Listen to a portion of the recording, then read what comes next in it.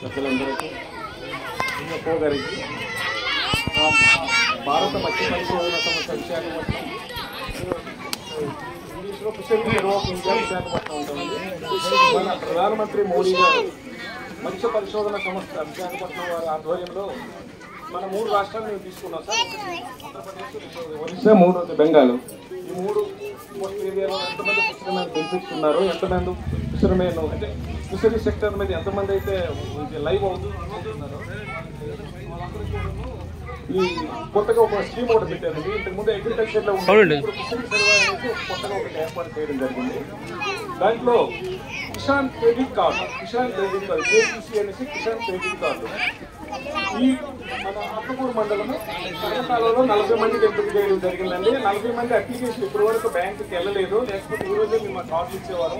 ఆ కార్డుల ఫలితం ఏంటంటే ముందుగా 10,000 బ్యాంక్ ఇస్తుంది, ఆ తర్వాత రీఎంబర్స్మెంట్ తీసుకుని 20,000 ఇస్తుంది, తర్వాత 30,000, తర్వాత 40,000, తర్వాత 50,000. దాని మీద చాలా మంది. అది కాకుండా ప్రధానమంత్రి మత్స్యకార దాని మీద కూడా ఈ మధ్యలో మాకు ఒక మీటింగ్ కూడా జరిగింది. బహుశా 1-2 నెలల్లో దాని మీద క్లారిటీ వస్తుంది. మత్స్య సంపద ఎవరైతే పెంచుతున్నారో వాళ్ళకి వలలు కానీ, లేకపోతే మనకి కావాల్సిన సామాగ్రి వేరే సామాగ్రి కానీ, లేకపోతే హార్వెస్టింగ్ అయితే చేపలు ఎండబెట్టేసి వాళ్ళు స్టోరేజ్ చేయడానికి, వాళ్ళకు కూడా ఎక్కడైతే మెరీన్ ఫిషరీస్ ఇలా చేస్తున్నారో ట్రెడిషనల్ ఫిషర్మెన్ కూడా అలాగే డెవలప్ చేయడానికి భారత ప్రభుత్వం సంకల్పం ఒకటి ఉన్నది. అది ఎస్పెషల్లీ మోడీ గారు, మన భారత ప్రధానమంత్రి నరేంద్ర మోడీ గారు పర్యవేక్షిస్తున్నారు. ఈవేళ కూడా ఈ ఊర్లో కార్డులు ఇవ్వాలా. అక్కడ ఒక టీం కూడా ఢిల్లీలో ఉన్నది. Joint secretary, senior most IAS officer, secretary వాళ్ళందరూ మానిటర్ చేస్తున్నారు. బ్యాంక్ దగ్గరికి వెళ్ళి అప్లికేషన్ ఇచ్చి ఇమ్మీడియట్గా అప్లోడ్ చేసి బ్యాంకులో కార్డులు కూడా ఇవ్వనేసి మాకైతే ఆర్డర్స్ ఉన్నాయి. తద్వారా నేను రాత్రి మా డిఎఫ్ఓ గారితో మాట్లాడి రావడం జరిగింది. అంత ఎఫెక్టివ్ పనిచేస్తున్నాం కాబట్టి నేను ఇప్పుడే మేనేజర్ గారితో మాట్లాడాను.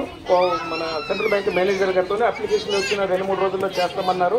వీలుంటే మళ్ళీ మేము మా డిపార్ట్మెంట్ తరఫున fishery survey of India Visakhapatnam తరఫున వచ్చి మేము దగ్గర ఉండి కార్డులు ఇష్యూ చేయడానికి ప్రయత్నం చేస్తాం. లేకపోతే మన ఎంపీ గారు లేకపోతే మా డిఎఫ్ఓ గారి దగ్గరికి కార్డులు ఇచ్చేసి మళ్ళీ మీ దగ్గర ఎక్నాలజ్మెంట్ తీసుకోవడం జరుగుతుంది.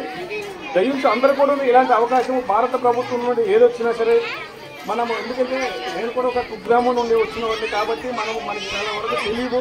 చాలా మంది ఉంటారు కాబట్టి వాళ్ళని కూడా వాళ్ళ ఐడియాలజీ, వాళ్ళ తాలూకా సేవా కార్యక్రమాలు అన్నీ మీరు కూడా తీసుకొని, తర్వాత విశాఖపట్నం, మెడ్రాస్, కొచ్చిన్, బొంబాయిలో ఇన్స్టిట్యూట్స్ ఉన్నాయి. ఎవరైతే ఫిషర్మెన్స్ ఉన్నారో వాళ్ళ పిల్లలకు కూడా చదివించడానికి ట్రైనింగ్ ఒకటి ఇస్తామండి.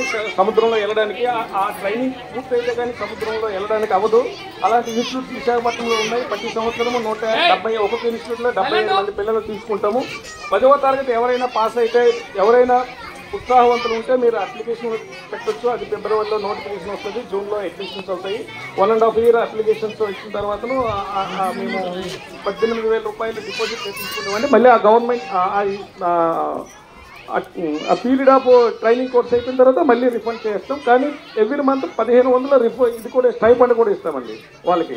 ఈ సముద్రంలో అయితే మనకి చిన్న బోట్లు కాబట్టి లిమిటెడ్ ప్లేస్లు ఉంటాయి. సముద్రంలో వెళ్ళాలంటే వాళ్ళకి ట్రైనింగ్ మస్ట్ అండ్ షుడ్గా కావాలా. ఒకవేళ గవర్నమెంట్ ఉద్యోగం దొరకపోయినా సరే ప్రైవేట్ ఉద్యోగాల ద్వారా కొన్ని షిప్లో వెళ్తారు, సీమెన్స్ అంటారు కదా మన దగ్గర. అవి కూడా మంచి ఉపాధి కలుగుతుంది. ఎన్ని రోజులు చేపలు పట్టుకొని మనం ఏం చేయగలం, మనం పడుతున్నాం, మన పిల్లలు కూడా పిల్లల్ని చదివించడానికి కూడా అది కూడా ఒక ప్రోత్సాహం ఉన్నది. వేరే ఇన్స్టిట్యూట్స్ ఉన్నాయి. మీకు మా ఈఎఫ్ఓ గారికి మా రిఫరెన్స్ అంతా ఇచ్చేళ్తాం. మీరు ఎవరైనా ఉంటే మాకు అప్రోచ్ అవ్వచ్చు సార్, ఇబ్బంది లేదు. దయించి భారత ప్రభుత్వం తరఫున అన్ని శాఖల నుండి ఏ పథకాలు వచ్చినా సరే మీరు తీసుకోవాలని మరీ నేను ప్రార్థిస్తూ నాకు ఈ అవకాశం ఇచ్చిన గ్రామ పెద్దలందరికీ నమస్కారాలు తెలియజేసుకుంటున్నాను. జై భారత్.